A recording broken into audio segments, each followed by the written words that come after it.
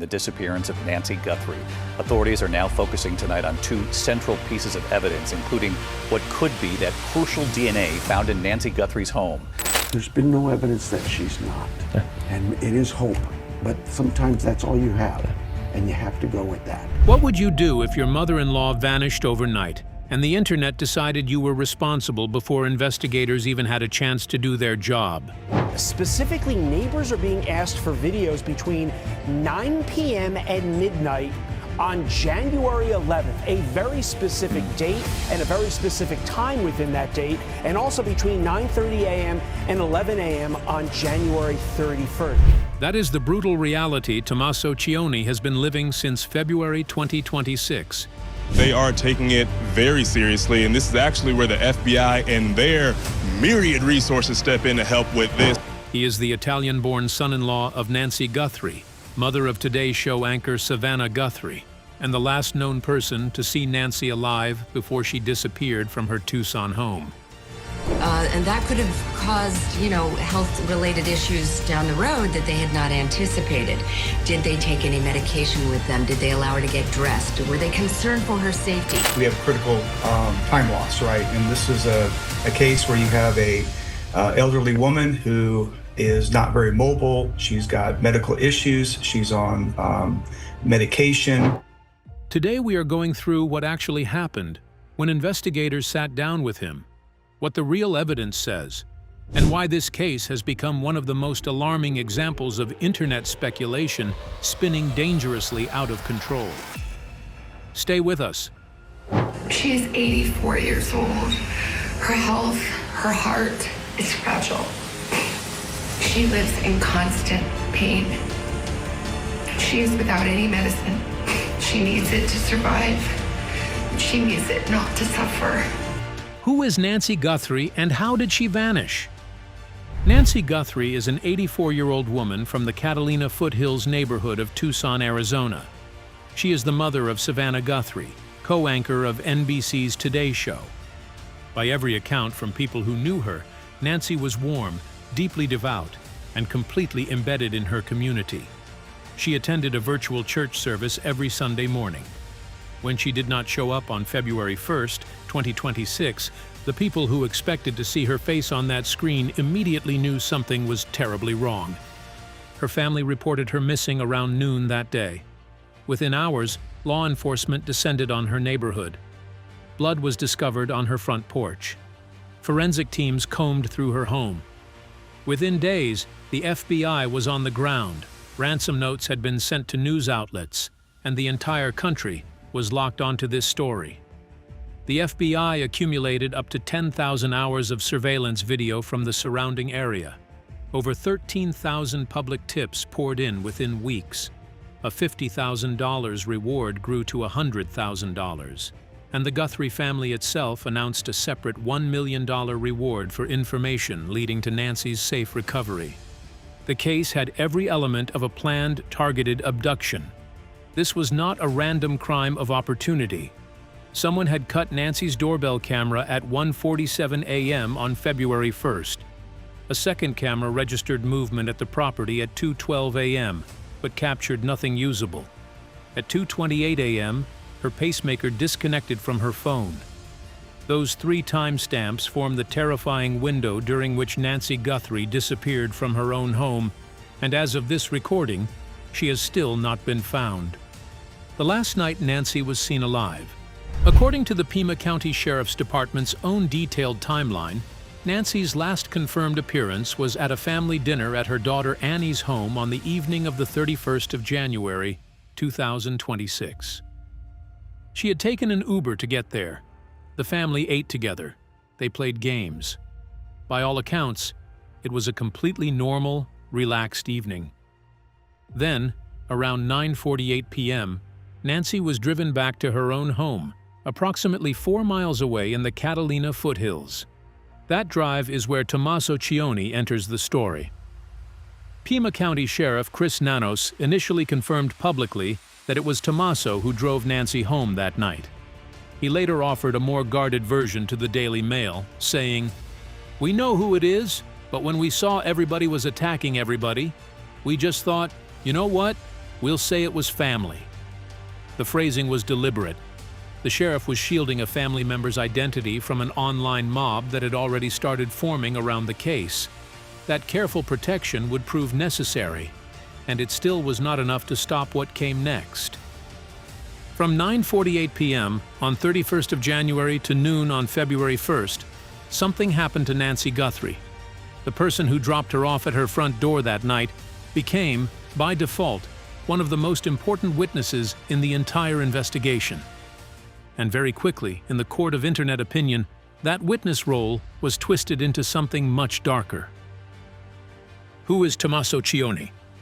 Before going any further, it is worth taking a moment to understand who Tommaso Cioni actually is, because the internet spent weeks treating his name like a verdict.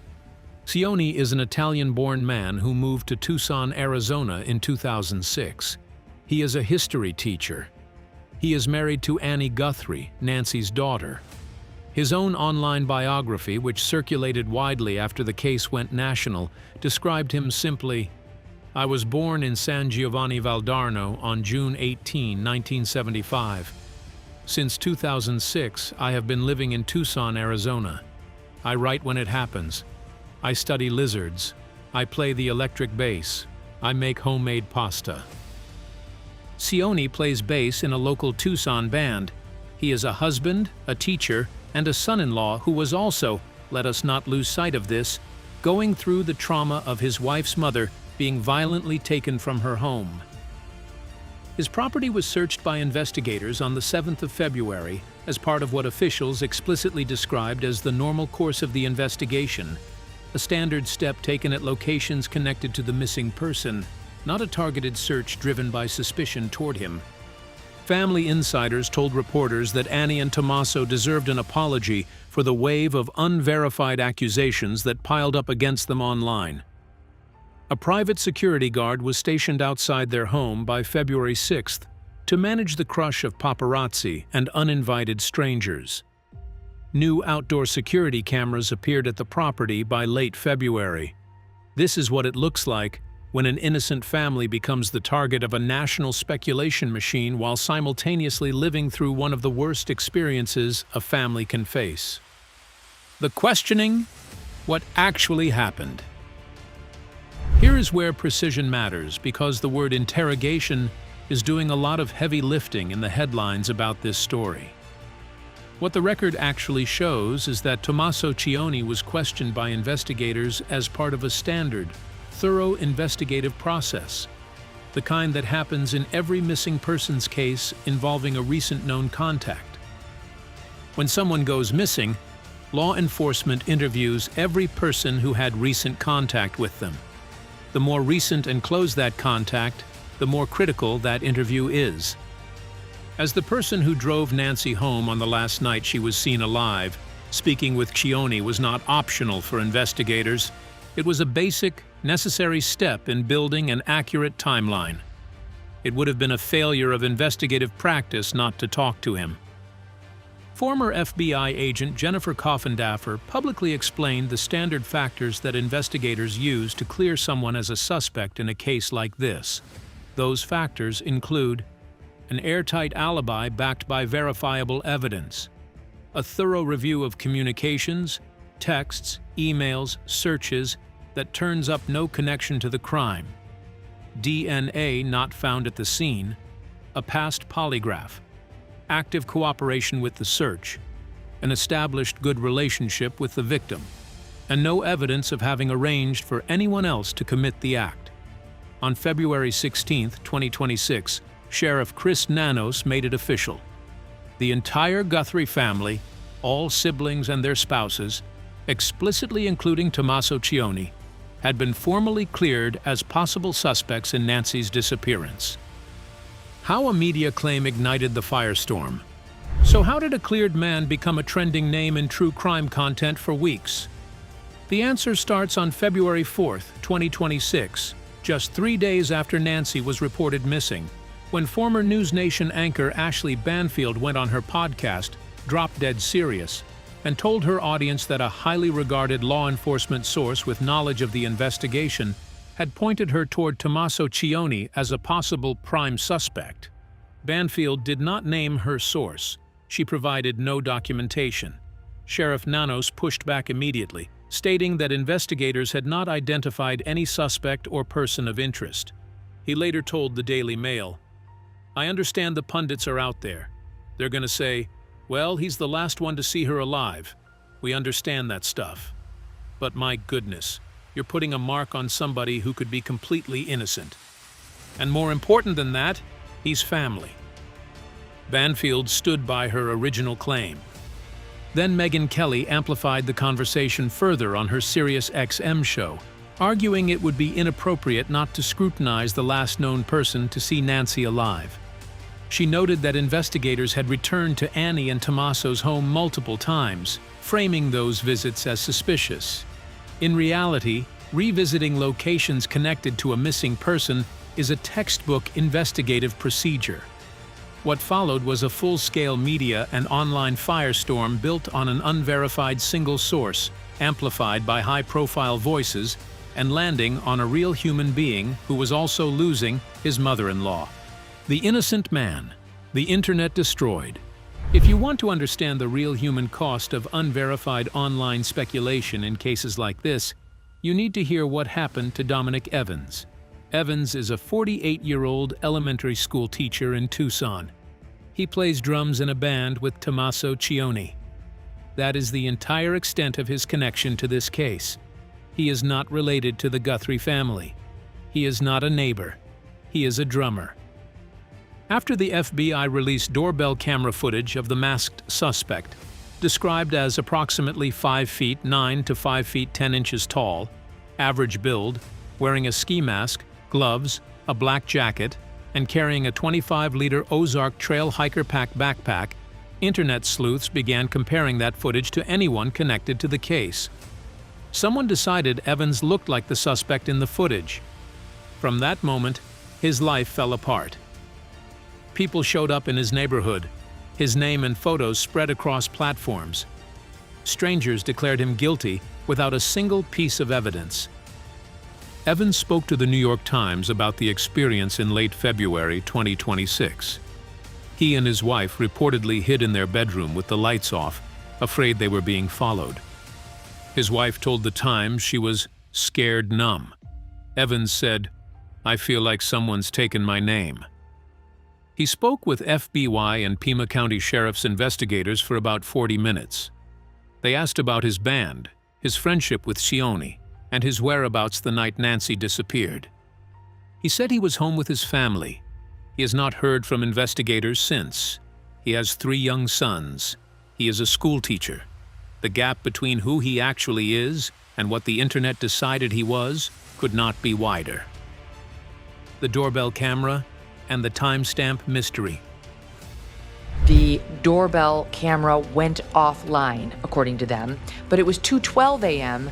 that either some remnant of a camera or some different camera reported an image of a person had appeared. One of the genuinely fascinating forensic puzzles in this investigation is the doorbell camera footage, and specifically, the confusion around when some of those images were actually taken. When FBI Director Kash Patel initially released the footage on February 10th, he stated the images were from the morning of Nancy's disappearance. But 2 law enforcement sources subsequently told NBC News that one image, showing the masked suspect without a backpack, may have been captured on an earlier, separate date. If that is true, it would suggest the suspect visited Nancy's property before the night of the abduction, casing the home, studying the cameras, learning the layout. It would mean this was not just planned, but carefully rehearsed. And it would shift the profile of whoever is responsible from opportunist to organized, patient, and calculated criminal. There is a complication, though. Nancy did not have a paid subscription for her Nest camera. Because there was no subscription, footage was not automatically saved to the cloud. The FBI had to recover data directly from Google, which owns Nest, through what Director Patel described as residual data in back-end systems. Crucially, because there was no active subscription, no timestamps were preserved with the recovered images. the Pima County Sheriff's Department confirmed to the Daily Beast that there is no date or timestamp associated with these images, adding that any claim they were captured on different days was purely speculative. The possibility of a scouting visit remains exactly that, a serious and actively investigated possibility, not a confirmed fact. The ransom notes and the fake extortionist. Almost from the start, the Nancy Guthrie case had a ransom dimension that made it stand out from most missing persons investigations. Multiple ransom communications were sent to news outlets, including TMZ and at least 2 local Arizona stations, in the days after Nancy disappeared. Those notes strongly suggest that whoever took her had a specific financial motive. They targeted this family because of Savannah Guthrie's public profile and the financial resources they believed the family could access. Early in the investigation, the FBI arrested a California man named Derek Colella for allegedly sending fake ransom texts, essentially attempting to profit from another family's tragedy. At a February 5th press conference, FBI Special Agent Hythe Janke called Colella a total imposter, trying to profit from it. But Colella was not the only one sending messages. A separate detailed ransom letter shared with TMZ was being treated, in Janke's words, extremely seriously. The Guthrie family was described as still waiting for communication from whoever actually held Nancy. Later ransom communications reportedly contained a hint at an international dimension, suggesting Nancy may have been transported to Mexico at some point after her abduction. The FBI formally reached out to Mexican federal law enforcement authorities as a result. Whether this was a genuine lead or deliberate misdirection by the kidnappers is still an open question. What it confirmed was that this case had all the hallmarks of an organized criminal operation with specific targets and a specific plan, not a random attack. What the physical evidence actually shows. Setting aside all the noise, here is what the confirmed physical and forensic evidence in this case actually tells us, based only on what has been officially verified. The suspect caught on Nancy's camera was wearing a ski mask, gloves, a holstered firearm, and a 25-liter Ozark Trail hiker pack backpack. The FBI released a detailed description of that backpack, specifically hoping someone would recognize it and come forward. Blood was found on Nancy's front porch. A pair of black gloves was recovered from the scene and submitted for DNA analysis. Forensic results indicated that a DNA profile found on one glove did not match Nancy and appeared consistent with the gloves worn by the suspect in the footage, which tells investigators they likely have the suspect's genetic material in evidence. The crime scene showed signs of planning. The camera was disabled, the approach to the property appeared deliberate, and the pacemaker disconnection suggests Nancy was taken away from her phone quickly and intentionally. Former crime scene investigator Cheryl McCollum noted on Fox News that the suspect's behavior in the footage was unusual, and that this did not look like a standard home invasion. When you combine the ransom notes, the possible advanced surveillance of the property, the targeted victim, the cross-border lead, and the DNA evidence, what emerges is a picture of a premeditated criminal act carried out by someone who knew what they were doing. That profile has nothing in common with a retired history teacher who studies lizards and plays bass guitar. The controversy over local law enforcement's response. One legitimate question raised by this case is whether the Pima County Sheriff's Department handled the early hours of the investigation as well as it could have. This is not an internet rumor issue. It has been raised by credible voices in law enforcement circles, and it deserves honest discussion. The FBI was not brought in until February 5th, 4 days after Nancy was reported missing. Former FBI agents noted that in abduction cases, the first hours are the most critical window. Critics also pointed out that the county's aerial surveillance aircraft, a Cessna equipped for search operations, was reportedly unavailable in the critical early hours because the deputy who usually piloted it had been reassigned to street patrol following an earlier incident involving Sheriff Nanos. These are operational failures worth examining, regardless of how the investigation ultimately resolves. Sheriff Nanos also faces a difficult internal landscape. In the 2024 election, he won by only 481 votes out of nearly 500,000 cast. His own deputies reportedly marched in protest before the election, carrying signs reading, "Deputies don't want Nanos." A union officer filed a lawsuit against the county after allegedly being suspended for protesting. None of this means investigators were not working hard on Nancy's case, but it does mean the department handling one of the highest-profile missing persons investigations in recent American history was not operating at full cohesion. Those are facts worth knowing. Savannah Guthrie, a daughter in public grief. While all of this was unfolding publicly, Savannah Guthrie was quietly going through something no one should experience, not knowing whether her mother was alive or dead, while the entire country watched. She stepped away from the Today Show from the moment Nancy was reported missing. Every few days, she posted to Instagram videos pleading directly with whoever had her mother, asking them to communicate, asking them to bring Nancy home. Her words were striking in their raw honesty. In one video, holding hands with her brother Cameron and sister Annie, she spoke directly to the people believed to be holding Nancy. "We received your message, and we understand. We beg you now to return our mother to us." In a later, harder video, reflecting the grinding weight of weeks of uncertainty, she acknowledged a possibility no child wants to voice out loud. "We also know that she may be lost. She may already be gone. She may have already gone home to the Lord that she loves. And if this is what is to be, then we will accept it. But we need to know where she is." CNN reported, citing two unnamed NBC sources, that Savannah intended to return to the Today Show at some point, though timing was unclear. Hoda Kotb came back to fill in during her absence. The Guthrie family's $1 million reward was accompanied by Savannah's personal note to followers. "Please, be the one that brings her home." Coming from someone who communicates professionally for a living, the simplicity of those 7 words says everything about the helplessness of waiting. What former FBI agents are saying.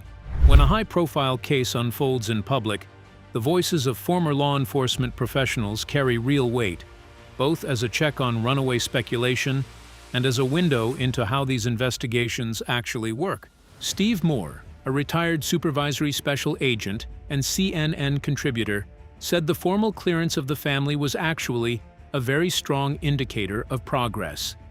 His reasoning: to clear suspects, investigators first had to gather enough evidence to make that determination with confidence.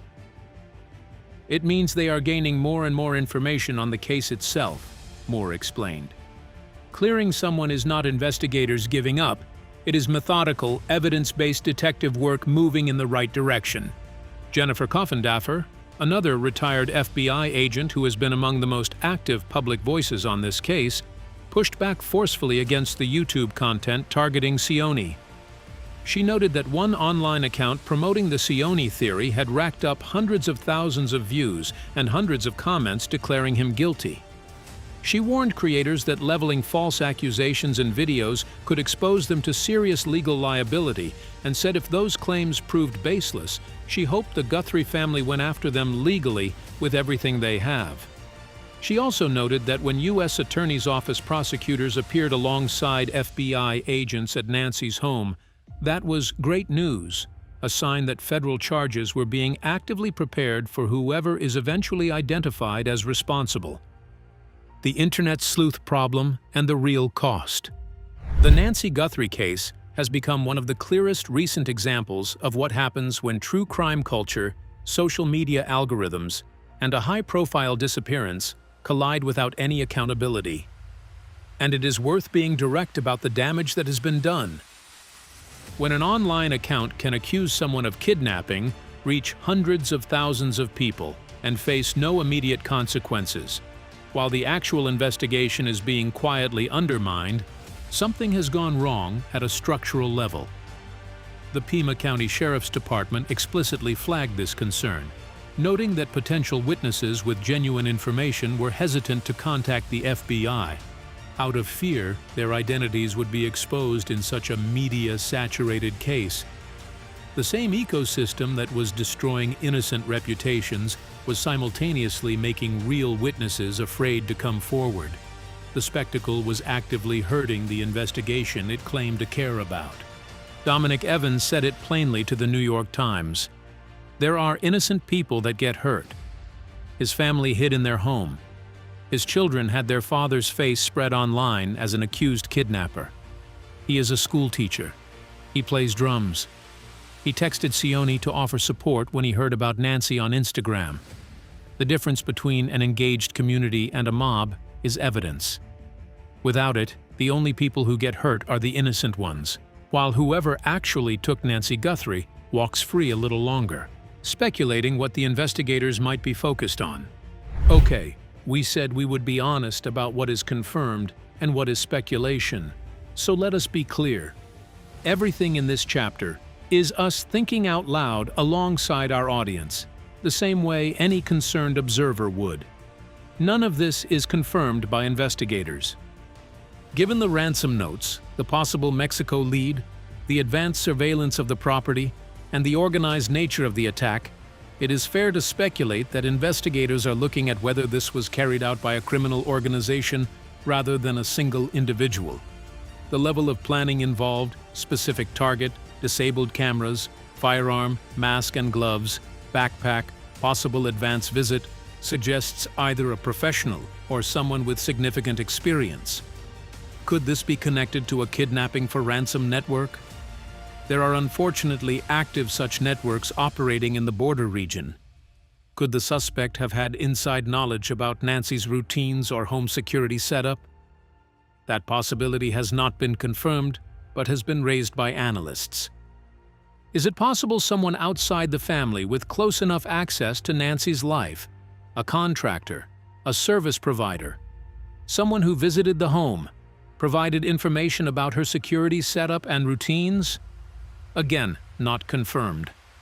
But the level of specific knowledge the suspect appears to have had about her home makes some form of prior information access worth considering. These are the questions investigators are presumably chasing, and they are the kinds of questions that require patient, methodical investigation, not viral video theories. Where things stand and what you can do. As of late February and early March 2026, the investigation is very much active. The FBI relocated its command post from Tucson to Phoenix, a procedural reorganization, not a sign of stepping back. Agents remained on the ground in Tucson. A final sweep of Nancy's property was conducted by a dozen or more FBI agents in late February, with particular attention paid to the front porch and door area. The home was then returned to the Guthrie family. The U.S. Attorney's Office for the District of Arizona formally joined the investigation, a development that former FBI agent Coffindaffer called significant. U.S. Attorney Timothy Corshane issued a statement that left no ambiguity. The United States Attorney's Office, together with the FBI and every other law enforcement agency involved in finding Nancy, will go anywhere, do anything, and persevere always to find her. President Donald Trump also commented publicly, telling the New York Post that anyone responsible would face the most severe federal consequences if Nancy was not returned alive. Nancy Guthrie is 84 years old. She is missing. She is someone's mother, grandmother, and friend. If you have any information at all, even something that seems small or unlikely to matter, the FBI wants to hear from you. You can submit tips anonymously. The reward is up to $1 million. You can reach the FBI at 1-800-CALL-FBI at tips.fbi.gov or by calling the Pima County Sheriff's Department at 520-351-4900. You can also text 88-CRIME. Every tip gets reviewed. Please use those tools, not YouTube comment sections. Tommaso Cioni, Nancy Guthrie's son-in-law, and the last known person to see her, was questioned and officially cleared along with the entire family on February 16, 2026. There was no secret evidence, only online speculation that harmed innocent people. The FBI is asking for your tips, not your theories. If you know anything, please contact 1-800-CALL-FBI or go to tips.fbi.gov. Do you think the true crime internet community helps or hurts real investigations like this one? And where do you personally draw the line between staying informed and getting too deep into the speculation? Drop your thoughts below. Subscribe and hit the bell so you never miss an update on this case, because when Nancy comes home, you'll want to hear it first.